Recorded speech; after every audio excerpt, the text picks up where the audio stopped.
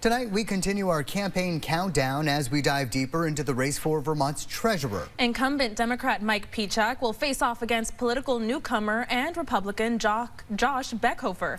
Our Lucy Kale spoke with both candidates. Lucy, what'd they tell you? Darren and Kiana, Treasurer Mike Pichak says he's happy with his work thus far and hopes to expand on the foundation he's made in his first 2 years.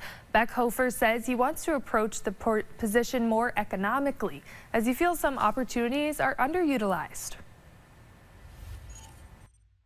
Vermont's incumbent treasurer Mike Pichak was born and raised in Brattleboro. Before running for treasurer 2 years ago, he held the top job at the Department of Financial Regulation since 2016. In his time as treasurer so far, Pichak says he's proud of the work he's put into fixing the state's housing crisis. He says he set aside $100 million for investment in housing during his first term and ended up investing $70 million to support the creation of over 1,100 units of housing. So those housing investments are critical. They're critical to growing our economy.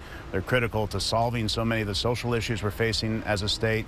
It's critical to rebuilding the middle class as well. More housing will bring down inflation, will help the economy, will help individual Vermonters as well. Pichak says he's also been working on retirement security, saying the state pension funds are only getting stronger. In addition, he developed the Vermont Saves program that he says will expand retirement saving opportunities to 80,000 workers. He hopes to get the program launched in his second term. Something that motivates me is thinking about how do we help the middle class, how do we help average Vermonters, how do we invest in Vermonters as well, because we've made really good investments as it relates to our returns on our investments and investing in communities, but making sure we also invest directly into Vermonters is important as well. Political newcomer Republican Josh Beckhofer says he wants to focus on opportunities in the Treasury that he says are not being utilized.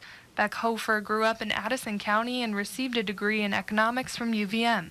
He currently works as a credit analyst at Farm Credit East. He says he disagrees with Pichak's focus on housing, and he thinks the money isn't being utilized in the best way. I haven't seen any cost-benefit analysis, nor has the state of Vermont. I don't even know if there's been a cost-benefit analysis. He's doing what's politically popular. He says saving entire areas of land instead of investing in individual units could provide more long-term benefits. If elected, he also wants to propose a state bank.